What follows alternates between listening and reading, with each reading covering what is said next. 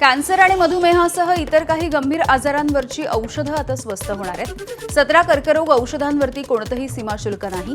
अर्थसंकल्पामध्ये अर्थमंत्री निर्मला सीतारामन यांची मोठी घोषणा। मधुमेह आणि कॅन्सरग्रस्त रुग्णांना मोठा दिलासा। बॅटरी इलेक्ट्रिक वाहनांच्या बॅटरी बायोगॅस मिश्रित सीएनजी आता स्वस्त होतोय। अर्थसंकल्पामधून इलेक्ट्रिक वाहनं खरेदी करणाऱ्यांसाठी गुड न्यूज। चामड्याच्या वस्तू, बूट आणि कापड देखील स्वस्त। अर्थमंत्री निर्मला सीतारामन यांची घोषणा, खरेदीदारांना दिलासा। दारू आणि सिगरेट महागले। अर्थसंकल्पीय भाषणामधून अर्थमंत्र्यांची घोषणा। मद्यप्रेमी आणि सिगरेट खरेदी करणाऱ्यांना आणखी पैसे मोजावे लागणार आहेत। खनिज, भंगार, पीव्हीसी फ्लेक्स शीट, तंबाखू, जर्दा हे महागले। अर्थमंत्री निर्मला सीतारामन यांनी मांडलेल्या अर्थसंकल्पातली घोषणा।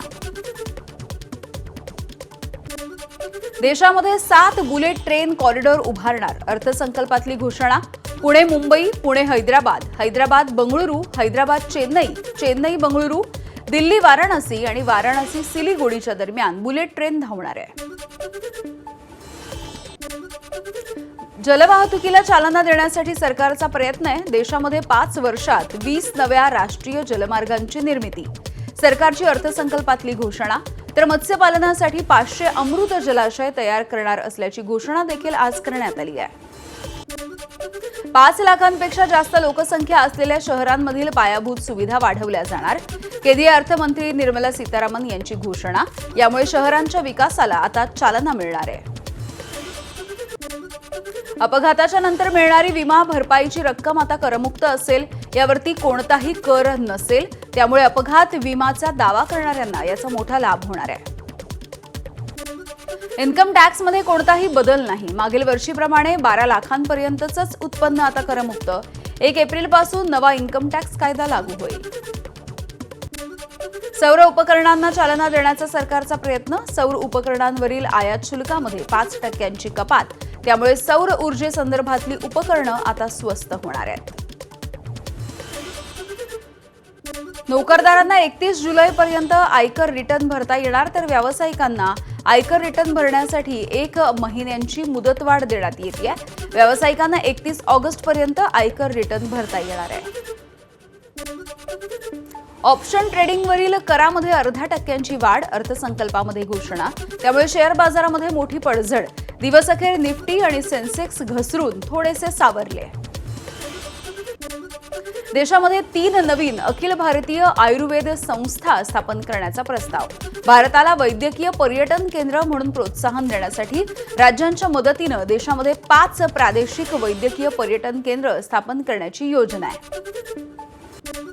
देशामध्ये 3 नवीन एम्स संस्था स्थापन होणार आहेत। अर्थमंत्र्यांनी ही घोषणा केली आहे। अधिक कुशल कर्मचारी उपलब्ध करून देण्यासाठी आयुष फार्मसी आणि औषध चाचणी प्रयोगशाळांचं अपग्रेडेशन केलं जाणार आहे। निर्मला सीतारामन यांच्याकडून महात्मा गांधी ग्रामस्वराज्य उपक्रम सुरू करण्याची घोषणा। खादी आणि हातमागाला बळकटी देण्याचा त्यांचा निर्धार।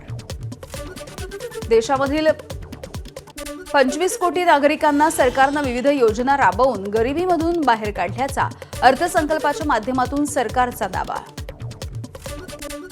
बाहेरगावी शिकायला जाणाऱ्या मुलींसाठी केंद्र सरकारच्या अर्थसंकल्पामध्ये तरतूद। प्रत्येक जिल्ह्यामध्ये मुलींसाठी हॉस्टेल उभारलं जाणार असल्याची घोषणा आज करण्यात आली आहे। सरकारकडून पर्यटन आणि पर्यावरणीय क्षेत्रामध्ये नवीन उपक्रमांची घोषणा। हिमाचल प्रदेश, उत्तराखंड तसंच जम्मू आणि काश्मीरमध्ये पर्यावरणीय दृष्ट्या शाश्वत पर्वतीय मार्ग विकसित केले जातील। अराकू व्हॅली आणि पश्चिम घाटामध्ये देखील असे मार्ग विकसित केले जाणार। अर्थमंत्र्यांकडून देशामध्ये बायोफार्मासाठी 10,000 कोटींची तरतूद जाहीर। 5 वर्षांमध्ये तरतूद करण्याचं नियोजन। देशाला बायोफार्मास्युटिकल हब बनवलं जाणार असल्याची निर्मला सीतारामन यांनी घोषणा केली आहे। केंद्रीय अर्थमंत्री निर्मला सीतारामन यांच्याकडून सेमीकंडक्टरसाठी 40,000 कोटी रुपयांची घोषणा। देशामध्ये भांडवली वस्तू क्षमता निर्माण करण्यावरती आणि स्वतंत्र पुरवठा साखळी तयार करण्यावरती भर देणार। अर्थमंत्र्यांकडून 4 राज्यांमध्ये खनिज कॉरिडॉरची घोषणा करण्यात आली। ओडिशा, केरळ, आंध्र प्रदेश आणि तमिळनाडूमध्ये दुर्मिळ खनिजांसाठी समर्पित कॉरिडॉर उभारला जाणार आहे।